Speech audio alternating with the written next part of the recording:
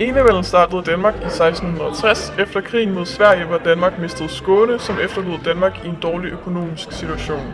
Adelen betalte ikke skat, men de mistede en masse privilegier, og dermed mistede de magt, hvilket gjorde, at kongen kunne få mere magt. Den første enevældige konge var Frederik den 3., som kaldte til stændermødet, som skulle løse de økonomiske problemer. Christian den 4. blev kronet i 1699 og var dermed den første konge, som var født ind i enevældet i Danmark. Kongen Christian den 7. indførte opinionsstyret enevælde for at føje de utilfredse borgere, som var trætte af ikke at have nogen indflydelse på landet. Gennem en offentlig debat skulle folket have lov til at give deres mening til kende, men det var stadig kongen, som bestemte alt.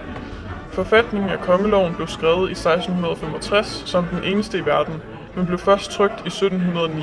Den var gyldig indtil demokratiet blev indført, og grundloven blev skrevet i 1849 som følge af en fredelig revolution efter Christian den 4. død.